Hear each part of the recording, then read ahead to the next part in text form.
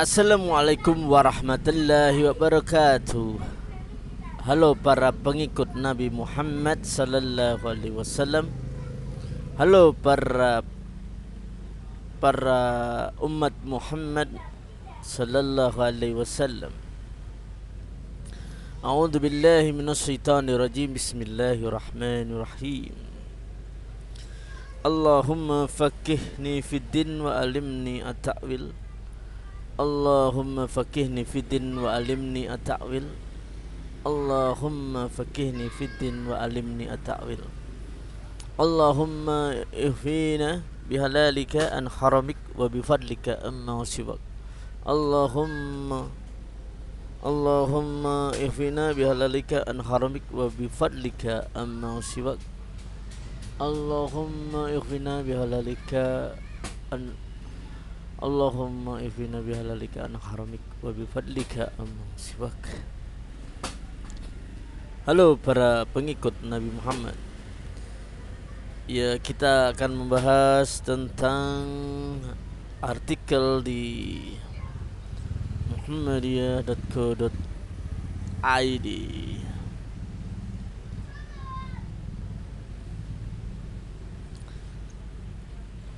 Ya, ini adalah judulnya, oke, right? Ini sangat mind blowing ya. Kalau kata Ustadz Felix Xiao, mind bowling ya. Membaca Al-Quran untuk orang yang meninggal, apakah pahalanya sampai mayat? Pertanyaan, apakah pahalanya sampai mayat? Ya gitu. Cara membacanya.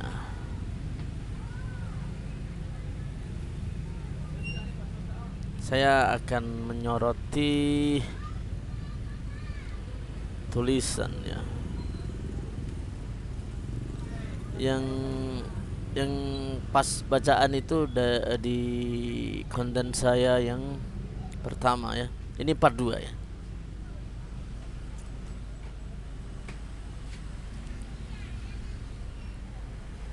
Ini saya akan menyoroti tentang yang keempat ini. Menganut pendapatnya sampai pahala bacaan kepada orang lain seringkali berakibat negatif, yaitu orang yang kurang beramal saleh mengharapkan hadiah pahala dari orang lain.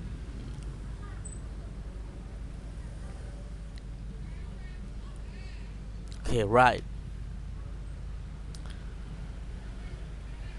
Ini adalah inti dari artikel ini sebenarnya. Kalau menurut saya, menurut hemat saya, poin-poin yang saya akan sampaikan adalah kita kembali ke wajah saya dulu yang keren, lagi mengerenkan. Oke kan ya. Poin pertama adalah agama bukan soal materi saja ya. Agama bukan soal harta. Agama bukan soal kaya atau miskin. Bukan soal duit agama itu.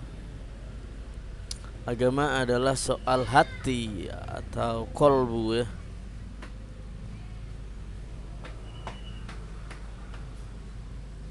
Agama soal kolbu. Walaupun orang tidak punya uang itu dekat dengan kekufuran, cuman agama tidak soal duit ya, soal uang ya.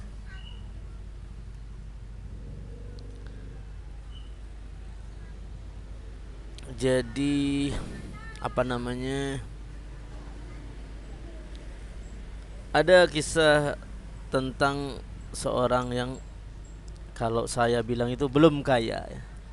Dia bertanya kepada Nabi, "Wahai Nabi, orang kaya itu enak mau bersedekah ke sini, mau sedekah banyak ke situ, mau, sedangkan kami orang yang belum kaya, kami tidak mempunyai apa-apa untuk,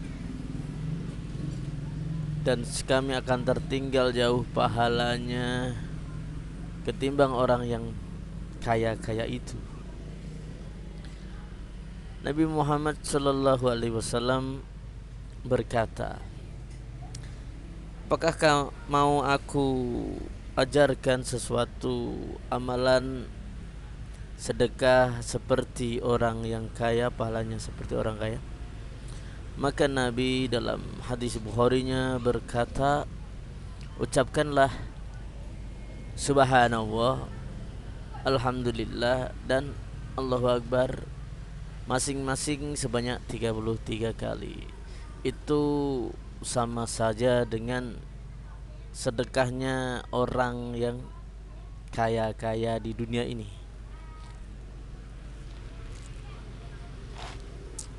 Jadi, ya, sekali lagi agama Islam itu bukan masalah uang ya. Jadi kalau orang Islam harus kaya, nggak harus ya, tergantung takdir juga. Jadi agama Islam bukan tentang material. Agama Islam kalau dipandang di sudut pandang ini adalah tentang ketenangan hati ya. Dalam artikel di muhammadiyah.co.id itu adalah apakah sampai, dan itu kesimpulannya sangat mencengangkan. Saya saja dulu saya belajar di KKNU ya. Selama hidup saya itu bisa dikatakan 85% itu adalah guru-guru saya itu guru-guru KKNU.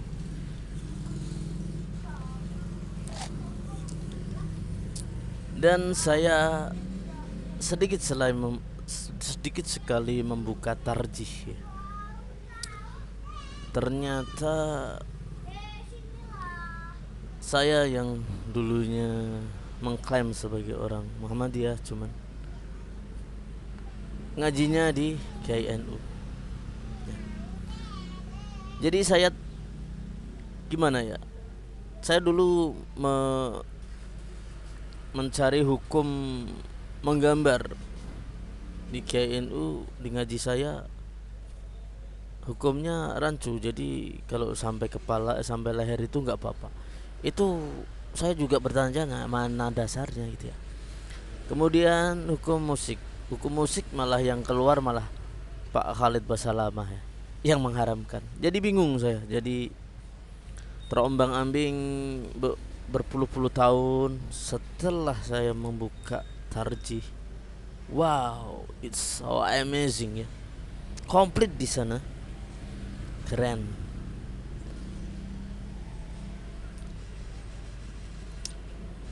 Di dalam artikel tersebut adalah membaca Al-Quran saya to the point aja lah.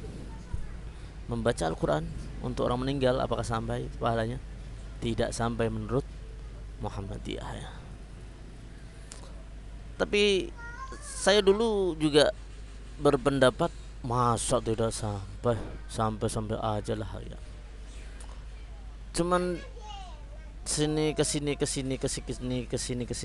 tambah umur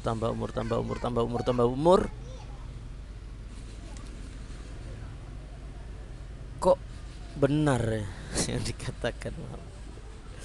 Aku jadi oh my god, it's so mind blowing. Kita analogikan ya, semisal ada orang perbuatannya seperti Fir'aun ya, membunuh, berbuat dosa, berbuat dosa di hidupnya ya.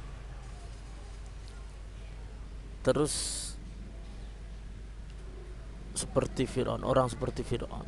Dia walaupun mengaku muslim tapi full berbuat dosa, terus dia meninggal.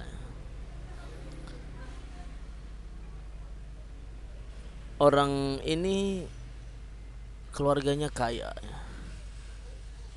terus keluarganya berinisiatif untuk mengundang pembaca Al-Quran, hafizah membaca Al-Quran setiap harinya ya, selama hidupnya, sepuas-puasnya 24 jam. Kalau dalam analogi ini, membaca Al-Quran pahalanya sampai,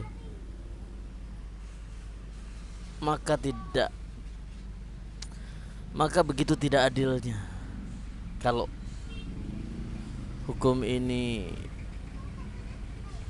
ternyata hukum ini benar, begitu tidak adilnya ya.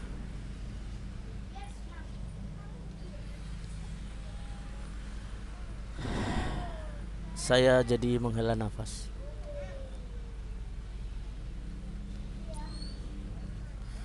Dan ada kebiasaan orang-orang yang meninggal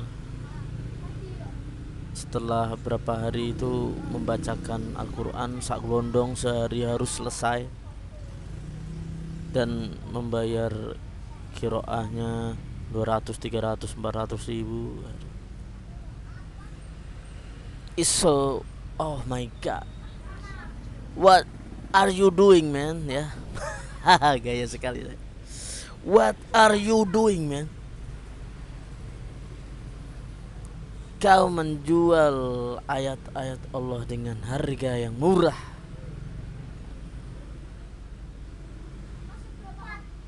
Ya kalau positifnya saya itu berpikiran bahwa ya kayak ya diniatkan saja maruqyah rumah gitu aja, jangan kirim pahala ya.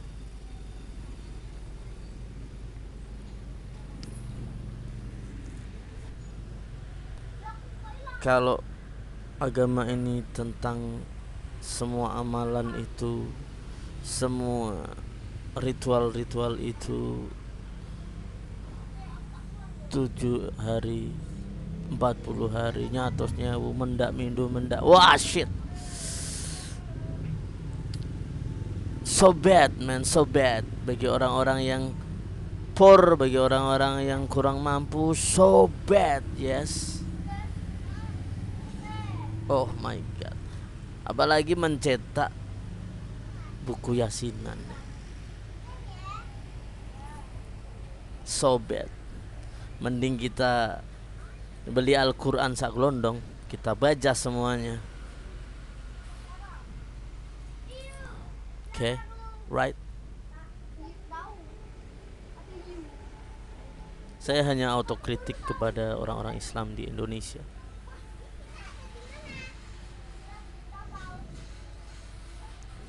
Perayaan 740 nyatosnya adalah ala dakwah Sunan Kalijaga, bukan ritual ya. Saya jadi ingat ya film-film vampir. Kalau orang Cina itu mau dapat mobil, mau dapat rumah di akhiratnya, bakar lampion-lampion yang berbentuk mobil, berbentuk rumah. Oh my god, begitu lucunya ya.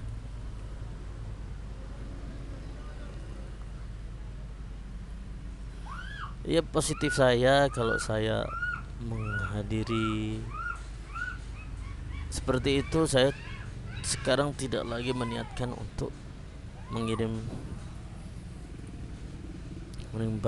pahala bacaan Al-Quran, tapi untuk menghafal surat Yasin, ya.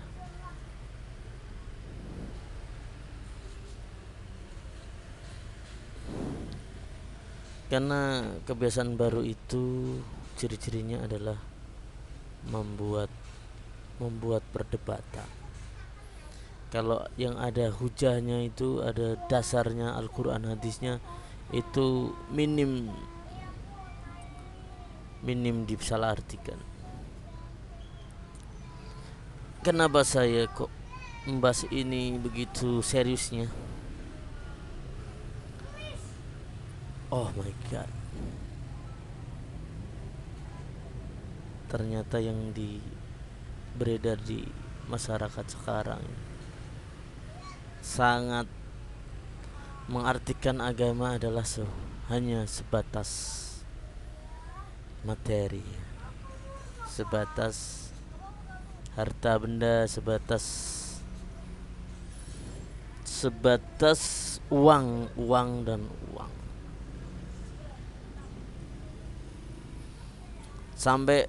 Sampai orang-orang itu beranggapan bahwa itu wajib.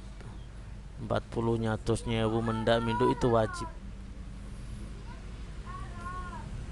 Camkan itu wahai pemuka-pemuka agama. Kamu akan dimintai pertanggungjawaban nanti di akhirat atas, kalau minjem bahasanya Muhammadiyah, itu adalah berdusta atas nama agama, berdusta atas nama Nabi. Itu sangat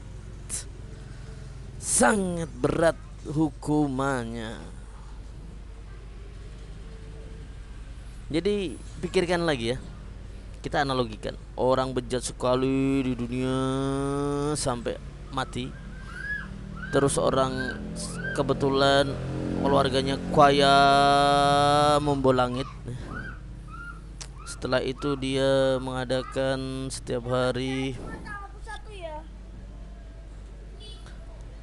bacaan, mengirim bacaan pahala untuk orang mati yang mursal tersebut. Kalau dianalogikan kayak gini, sampai pasti tidak adil itu. Dia akan diampuni walaupun dia walaupun berbuat dosa. Itu di logik itu tidak make sense. Oke. Yes. Segitu saja curhat saya. Saya Soma ya. Assalamualaikum warahmatullahi wabarakatuh. Alhamdulillah.